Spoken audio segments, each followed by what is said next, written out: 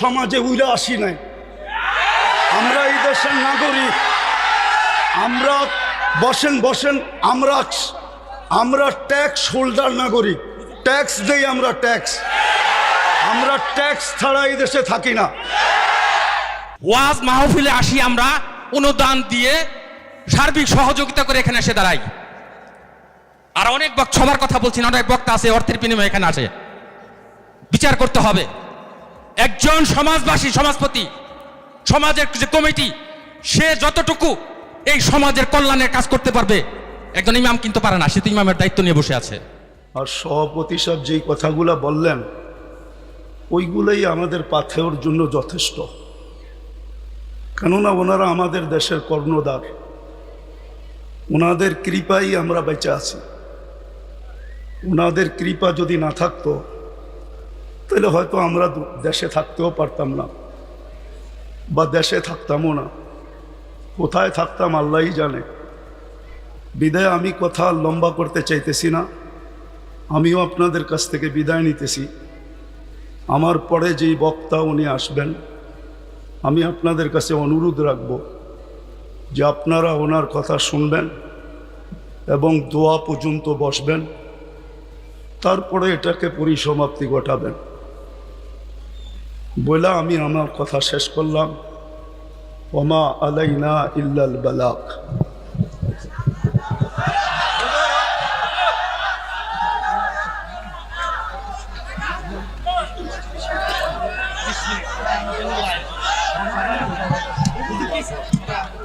সময় নাই আমার কাছে, আপনি বসেন, আমার কাছে সময় নাই।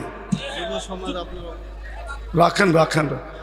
আমরা সমাজে উইরা আসি নাই, আমরা এই দেশের নাগরিক। আমরা বসেন, আমরা ট্যাক্স হোল্ডার নাগরিক, ট্যাক্স দেই আমরা, আমরা ট্যাক্স ছাড়া এই দেশে থাকি না। আপনারা বসেন। আমাদের দেশের কালচার এটা হয়ে গেছে, সবাই হুজুরদের কথা বলে কিন্তু হুজুরদেরকে আন্ডার এস্টিমেট করে। আমি পায়ে হাত দিয়া বলবো, আমাকে কেউ আন্ডার এস্টিমেট করেন না। আপনারা আমাকে চিনেন না, আমার পরিচয় জানেন না। আপনারা বসেন, আমার পরিচয় আপনারা জানেন না, আপনারা আমাকে আন্ডার এস্টিমেট করেন না। আমরা সর্বওয়াজ মাহফিলে এটা ভুগতেছি আজকে 16 বছর ধরে না। আমরা জন্ম থেকে জ্বলছি, যেটা বাংলাদেশের প্রবাদ বাক্য, আমরা জন্ম থেকে জ্বলছি, জন্ম থেকেই জ্বলা। আর কতদিন? আপনাদের পায়ে হাত দিয়ে বলি বসেন, আওয়াজ করবেন না, কেউ আওয়াজ করবেন না। আমাদের সময়ের দাম আছে, এরকম যে আমাদের সময়ের দাম নাই, বা আমাদের এইটা কইরা খাইতে হবে এরকম কোনো জরুরি না যে আমাদের ওয়াজ করেই খাইতে হবে। আমাদের খাওয়ার অনেক ব্যবস্থা আল্লাহ রেখা দিছে। যেই আল্লাহ আমাকে জন্ম দিছে উনি আমার খাওয়া তৈরি করেন নাই না, খাওয়া ছাড়া আমাকে দুনিয়াতে পাঠায় দিছে যে আমাদেরকে এইভাবে করে খাইতে হবে। আপনাদের পায়ে হাত দিয়া বলি, আওয়াজ করবেন না। বাস আমি যেটা বলছি, সভাপতি সাহেব আমাদেরকে দিক নির্দেশনা ভালোই দেখাইছেন, খারাপ না। কিন্তু আমি আপনাদেরকে বলতেছি, আমার হাতে সময় নেই, আমার আরেকটা প্রোগ্রামে যেতে হবে। আমার এইখানে লেখা আছে 9টা, দেখেন যদি লেখা না থাকে। এখন বাজে কয়টা বলেন তো আপনারা? হ্যাঁ, আপনারা আপনাদের লেখার উপরে আন্তরিক না? আপনারা তো আন্তরিক না। আপনারা আমাকে 9টার সময় দিতে পারেন নাই। আপনারা এখন বাজতে শেষ 35 মিনিট আপনারা আমার লস করছেন। বিদায় আমি আপনাদেরকে সময় দিব কোত্থেকে? আমার তো ছিল 9টার থেকে আমি 10টা দিব আপনাদেরকে, 1 ঘন্টা। আমার মিশনই তো এই যুবকদেরকে নিয়ে খেলা। আমি তো যুবকদেরকে নিয়েই খেলি, যুবকদেরকে তো আমরাই তৈরি করছি। আমি যদিও দেশের স্বাধীনতা দেখি নাই, আমি দেখব কোত্থেকে? ওই 4 তারিখের রাত্রে তো আমি ইংল্যান্ড থেকে কানাডায় যেতেছিলাম, আমি তো জমিনেই ছিলাম না, 39,000 ফিট উপরে ছিলাম। নামার পরে আমি শুনছি দেশ স্বাধীন হয়ে গেছে। ওই দিন থেকে আমার দিলে জন্ম নিছে।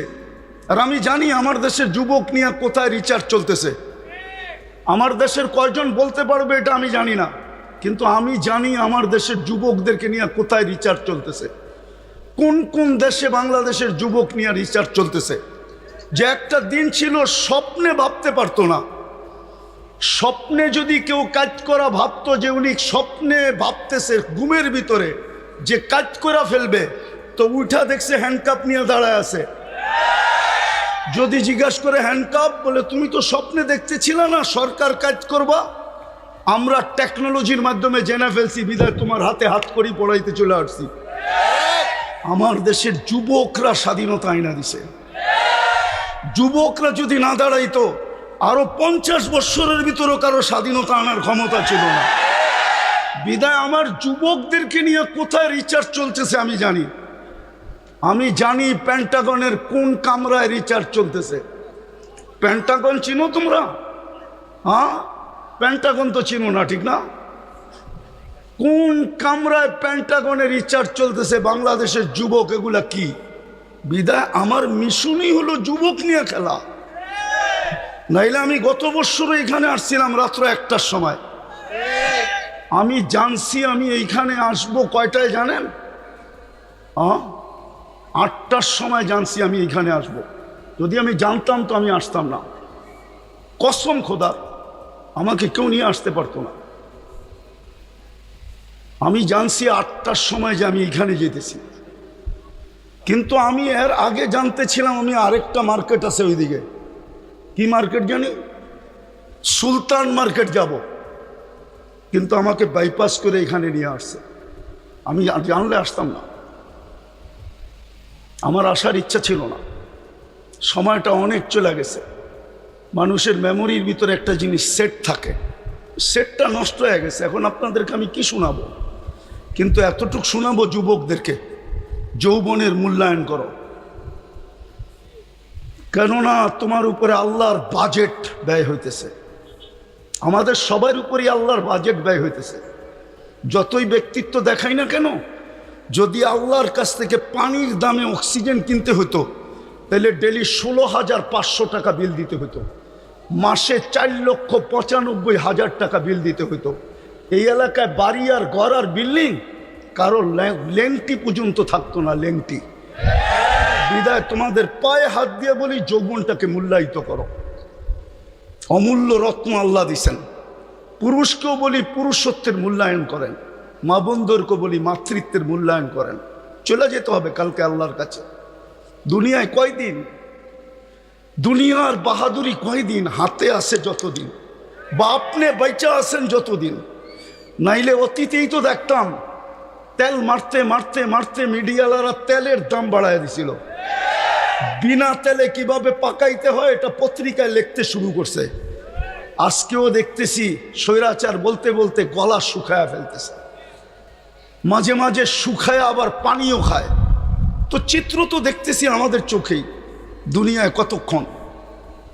আমি বেঁচে আছি যতক্ষণ, অথবা আমার কাছে আছে যতক্ষণ।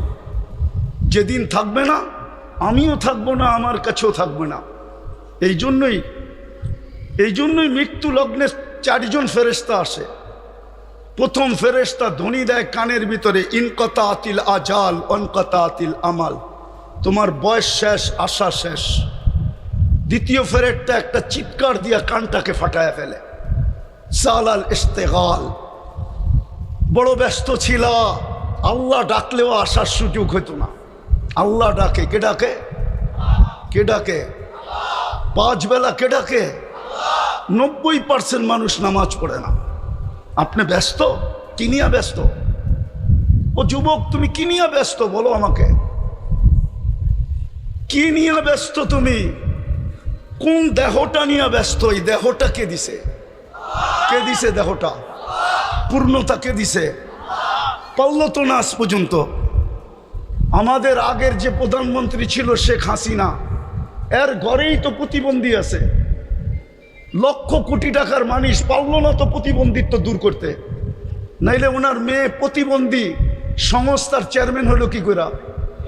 ওনার ঘরে যদি প্রতিবন্ধী না থাকতো, না নাই প্রতিবন্ধী ওনার ঘরে? ওনারা কি জানে না পূর্ণতা কে দিছে? হ্যাঁ, কে দিছে? এটার ভিতরে পূর্ণতা কে দিছে? এক পানির দামে যদি অক্সিজেন কিনতে হতো ডেলি 16,500 টাকা বিল দিতে হইতো। তুমি কত শ্রম দিতা যুবক বলো? কয় টাকা বেতন করতা? কয় টাকা কামাইতা ডেলি বলো? শ্রম কতটুক দিতা? 100 গাদার শ্রম দিলেও তো 16,500 টাকা অর্জন করা মনে হয় সম্ভব হতো না। কে বাজেট ব্যয় করে? আরে বলেন না জোরে। ডেলি 16,500 টাকার বাজেট আল্লাহ ব্যয় করে। যদি জিব্বা স্বাদ চেক করে দেয় আমাদেরকে, যদি স্বাদ মেশিন দিয়ে চেক করতে হইতো তাইলে বোঝা যেত ঘরে আগে ফ্রিজ কিনে না মেশিন কিনে চেক করার মেশিন, স্বাদ চেক করার মেশিন।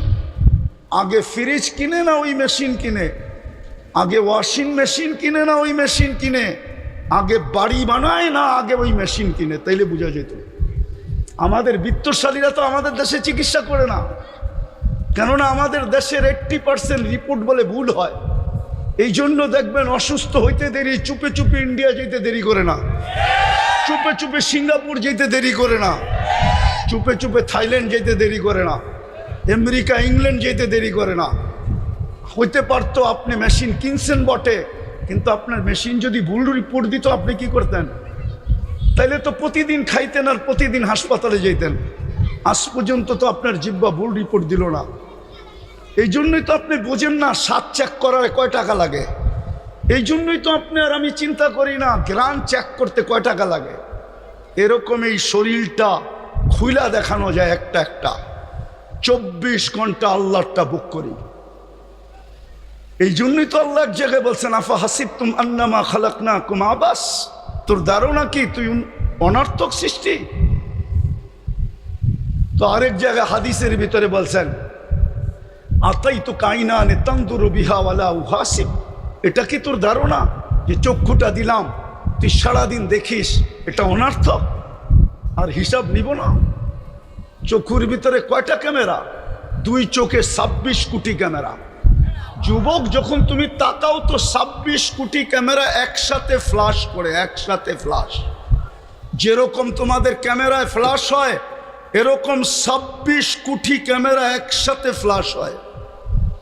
আল্লাহ তো এটাই বলতেছে আতাইতু কাইনানে তানদুরু বিহা ওয়ালা উহাসিব, এরকম দৃষ্টিশক্তি দিলাম আর তুমি সারাদিন দেখো আর তোমার হিসাব নিব না। আতাইতুকা উযুনানে তাসমাউ বিহা ওয়ালা উহাসিব, তোকে শ্রবণ শক্তি দিলাম, তোর ভাবনা কি হিসাব নিব না?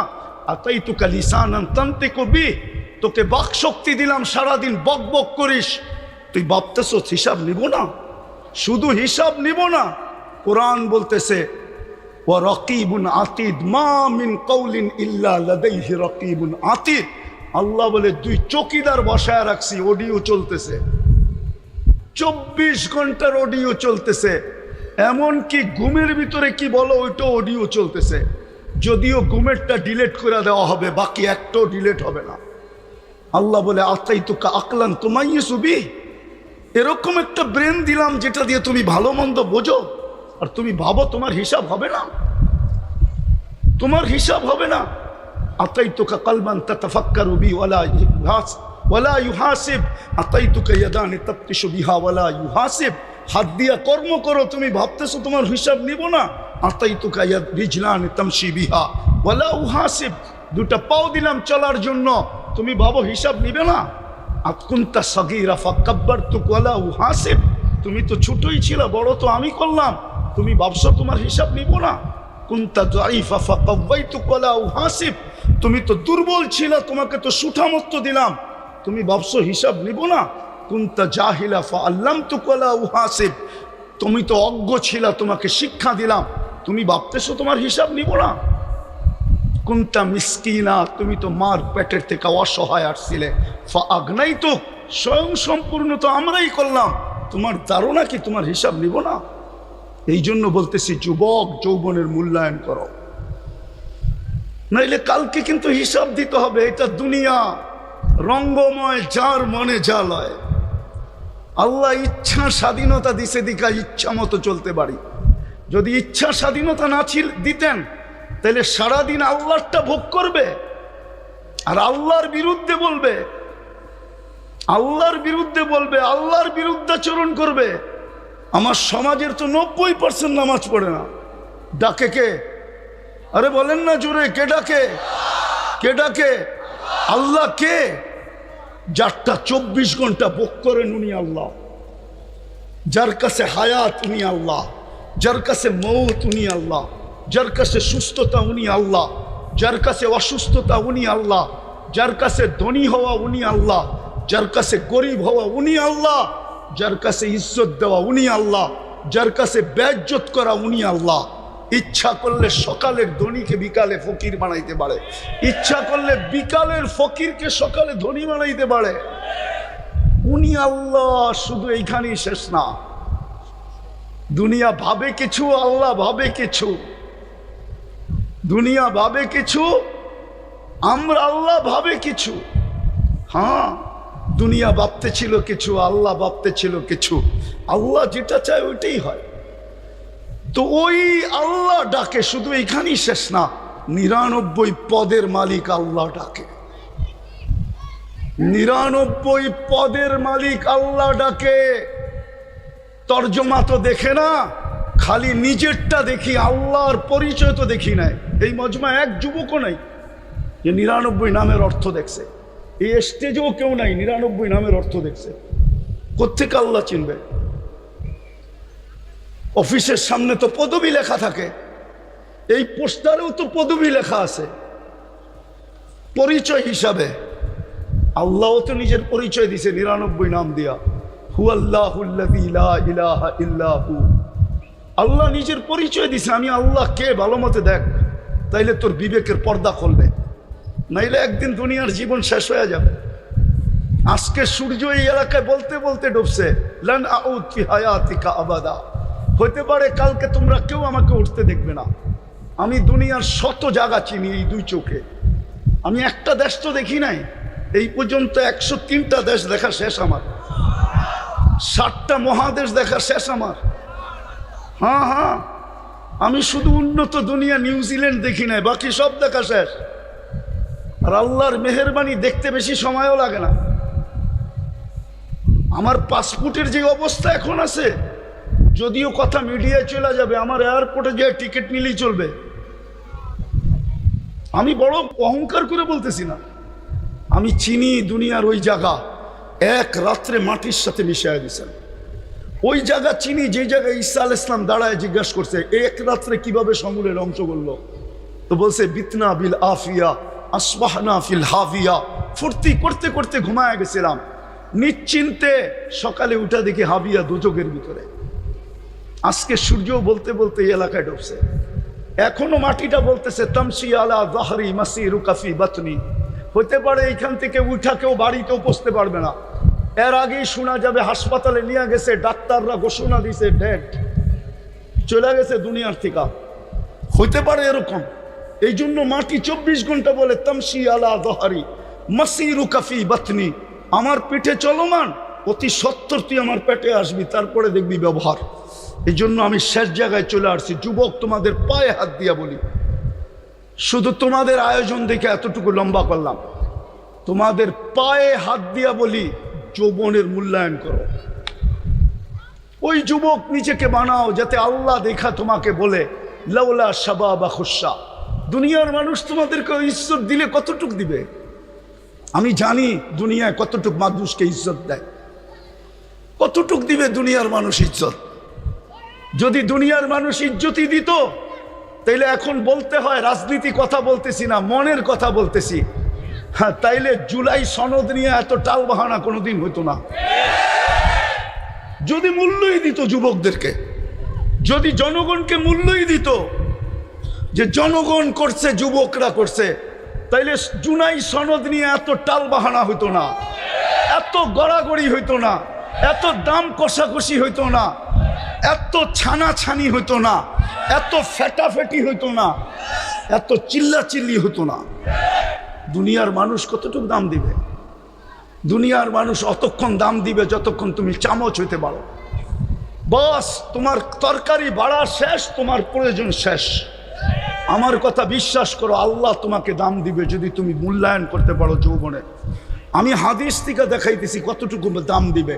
আল্লাহ বলে লাউলা শাবাবা খুশা, ওই যুবকরা যদি জমিনে না থাকতো যে নিজেকে লজ্জাপতির মতো আল্লাহর ভয়ে গুটায় নিছে, তো আল্লাহ বলে লাজালতু সামা হাদিদা, আমি আকাশকে লোহার বানায় দিতাম, আল আরদা সাফসাফা, জমিনকে তামার, ওমা আনজালতু মিনাস সামাই কাতরা ওমা আম্বাততু মিনাল আরদি হাব্বা, জমিন থেকে একটা শস্যের দানা না, আকাশ থেকে একটা বৃষ্টির ফোঁটা না, বাল আনজালতু আলাইহিমুল আযাবা সাব্বা, একের পর এক আযাব দিয়ে ধ্বংস করে ফেলতাম।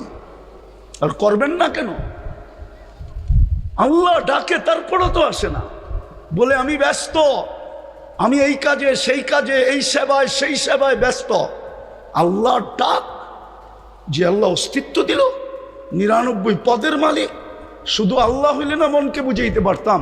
শুধু আল্লাহ তো না, রহমান, রহিম, মালিক, কুদ্দুস, সালাম, মুমিন, মুহাইমিন, আজিজ, জব্বার, মুতাকাব্বিরুল খালিকুল বারিউল মুসাব্বিরুল গফফারুল কহ্হারুল ওয়াহাবুর রাজ্জাকুল ফাত্তাহুল আলিমুল কাবিদুল বাসিতুল খাফিদুল রাফিউল মুইসুল মুতিল্লুস সামিউল বাসিরুল হাকামুল আদলুল লতীফুল খবীরুল হালিমুল আযীমুল গফুরুশ শাকুরুল আলিয়ুল কবীরুল হাফিজুল মুকিতুল হাসিবুল জলিলুল করিমুল রাকিবুল মুজিবুল ওয়াসি আল হাকিমুল ওয়াদুদুল মজিদুল বাঈতুল শহীদুল হকুল ওয়াকিলুল কবিয়ুল মতিনুল আলিয়ুল হামিদুল মুসি আল মুবদি আল মুঈদ আল মুহয়ি আল মুমীত আল হাইয়্যু আল কাইয়্যুম আল ওয়াজিদ আল মাজিদ আল ওয়াহিদ আল আহাদ আল সামাদ আল কাদির আল মুক্তাদির আল মুকদ্দম আল মুআখ্খার আল আউয়াল ওয়াল আখির আল যাহির ওয়াল বাতিন আল ওয়ালি আল মুতাওয়ালি আল বাররু তাওয়াব আল মুনতাকিম আল আফু আর রউফ মালিক আল মুলক আল জালালি ওয়াল ইকরাম আল মুকসিত ওয়াল জামি ওয়াল গনি ওয়াল মুগনি আল মানি আল দার আল নাফি আল নূর আল হাদি আল বদি ওয়াল বাকি আল ওয়ারিস ওয়াল রশিদ আস সাবুর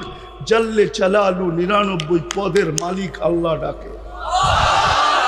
90 ভাগ আসে না নামাজে, 90 ভাগ নারী পুরুষ নামাজ পড়ে না। সে এক কাহিনী দিয়ে ইতি টানতেছি, এই জন্যই এক আল্লাহওয়ালা কবরস্থানে বৈশা কাঁদতেছিল। এক যুবক জিজ্ঞাসা করছে, বাবা তুই কবরস্থানে কাঁদিস কেন? এইখানে তোর কান্না দেখবেই বা কে? আর তোর যদি কোনো প্রয়োজন থাকে মিটাইবই বা কে? তুই লোকালয়ে কাজ যায়া। তো বাবা বলতেছে, কেন কাঁদতেছি জানিস যুবক? বললে কি তুই বুঝবি? বলে বল না বাবা, দেখি বুঝে আসে কিনা। তো বাবা বলতেছিল, চোখে দেখতেছি, চোখে।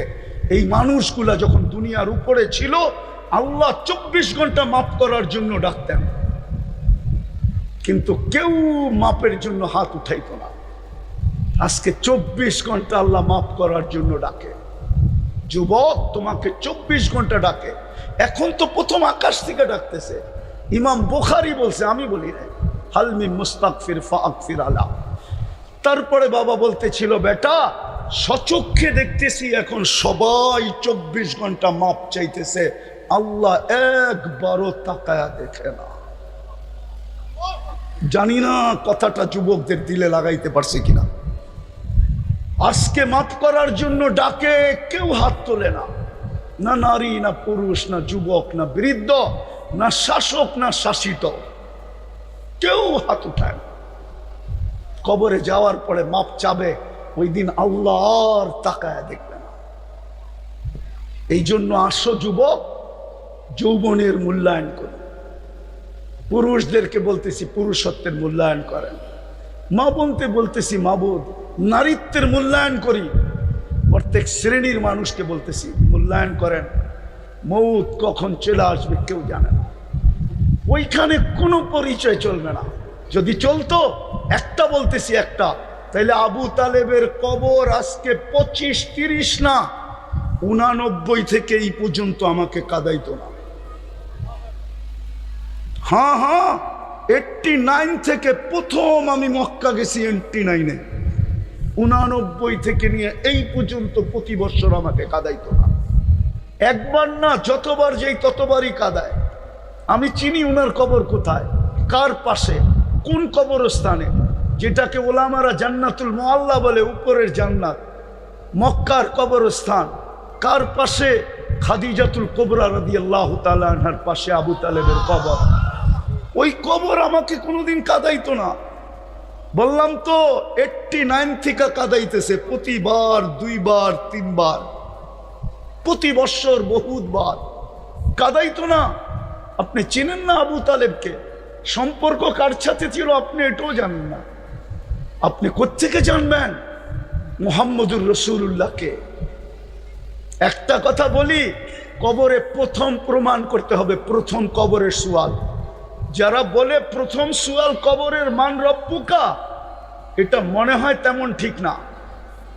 তিনটা প্রশ্ন হবে এটা ঠিক, কিন্তু প্রথম প্রশ্ন হবে মা কুনতা তাকুলু ফি হাদার রাজুলি মুহাম্মাদিন। ইমাম বুখারী লেখছেন, ইমাম মুসলিম লেখছেন রহমতুল্লাহ আলাই। প্রথম প্রমাণ করতে হবে আল্লাহর রসুলের রঙে তুমি কতটুকু রঙিন ছিলা। কেননা মুহাম্মদুর রাসূলুল্লাহ না হইলে আমরা আল্লাহ চিনতাম না। হ্যাঁ, আল্লাহ চিনতাম না, দিন চিনতাম না, কোরআন চিনতাম না, কোরআন পাইতাম না। মুহাম্মদুর রাসূলুল্লাহ না হইলে এক রাত্র 83 বৎসরও পাইতাম না। এক রাত্র যে 83 বৎসরের ইবাদত, এত বড় মর্যাদা আমাদের কপালে জড়তো না। আমরা তো মুহাম্মদুর রাসূলুল্লাহ চিনি না। মুহাম্মদুর রাসূলুল্লাহ আমার সমাজ চিনে না, আমার সমাজের যুবকরা চিনে না, আমার সমাজের কেউ চিনে না। যদি চিনতো তাহলে বাংলাদেশে কেন চিৎকার দিতে হতো কাদিয়ানীকে অমুসলিম ঘোষণা করার জন্য? হ্যাঁ, কেন চিৎকার দিতে হতো যে কাদিয়ানীকে অমুসলিম ঘোষণা করেন? যেই দেশে 90% মুসলমান, ওই দেশে কেন চিৎকার দিতে হতো? হ্যাঁ, সেমিনার কেন করতে হতো? ওলামাদেরকে কেন এই জন্য জেলে যেতে হতো? গুমের কেন শিকার হইতে হতো? এই মুহাম্মদুর রাসূলুল্লাহ আমরা চিনি না। বিদায় কবরের প্রথম প্রশ্ন প্রমাণ করতে হবে তুমি ওনার রঙে কতটুকু রঙিন ছিলা। হ্যাঁ হ্যাঁ, প্রথম প্রশ্ন এটা। বুখারী শরীফ উঠায় দেখেন, আমি বানায়া বলতেছি না। মুসলিম শরীফ উঠায় দেখেন, আমি বানায়া বলতেছি না। প্রথম প্রশ্ন হবে এটা। এই জন্য পায়ে হাত দিয়া বলি, নিজেকে মূল্যায়িত করি, তাহলে দুনিয়ার মূল্য কতক্ষণ। কবির কথাই তো সত্য, মিলে খাক মে আহলে শাহ कैसे कैसे, जमी खा गई नौजवां कैसे कैसे, अजल ने न छोड़ा किसरा न दारा, उसी से सिकंदर सा फाते भी दिहारा, हर एक लेके क्या क्या हसरत सुधारा, परा रह गया यही ठाट सारा, बचपन ने तुझे बरसों खिलाया, जवानी ने मजनू बनाया, बुढ़ा पे आके फिर क्या क्या सिताया, अजल तेरा कर देगी बिल्कुल सफाया, तुझे दुल्हन के रहो सबसे आला, हो जीनत निराली हो फैशन निराला, यूं ही जिया करता है क्या मरने वाला, तुझे हुस्न जाहिर ने धोखे में डाला, जगह जी लगाने का दुनिया नहीं है, ये इबरत की जा है तमाशा नहीं है, अफा हसिबतुम अन्नमा खलकनाकुम अबस। শুধু ঐতিহ্য থেকে যাবে, ঐতিহ্য বেশি দূরে তো না, এটাও তো গাজীপুর, ঠিক না? হ্যাঁ, এটা গাজীপুর তো। হ্যাঁ, বাওয়ালের রাজা নাই, কিন্তু জমিন নিয়ে কামরা কামড়ি এখনো চলতেছে কোর্টে। আমরা চিনি কারা কামরা কামড়ি করতেছে। আমরা এই দেশেই থাকি, আমরা এই দেশেই বড় হয়েছি, আমরা এই দেশেই ব্যাকগ্রাউন্ড নিয়ে উঠছি। আমরা চিনি কারা বাওয়ালের জমিন নিয়ে এখনো কামরা কামড়ি করে। নাই, ঐতিহ্য আছে, ঐতিহ্য। যুবক, তোমারও ঐতিহ্য থেকে যাবে, আমারও ঐতিহ্য থেকে যাবে, আমরা থাকবো না। চলো আজকে তওবা করে আল্লাহর কাছে নিজেকে দামি বানাই। পারবা তওবা করতে? কে কে পারবে দেখি? তাইলে তওবা করি। আল্লাহ, অতীত থেকে তওবা করলাম। বলো বলো, মনের থেকে বলো, মনের থেকে। সর্বশেষ আজকের থেকে তওবাকে অভ্যাস বানাও। ঘুমের সময় তওবা করে ঘুমাও, নাইলে হইতে পারে একদিন তুমিও চিৎকার দিবে, আমিও চিৎকার দিব, কিন্তু আর তাকায় দেখবে না। আজকে 24 ঘন্টা ডাকে শুধু তওবার জন্য। আর সর্বশেষ আজ থেকে নামাজ ছাড়বো, পাক্কা ওয়াদা। আল্লাহ আমাদেরকে আমল করার তৌফিক দান করেন।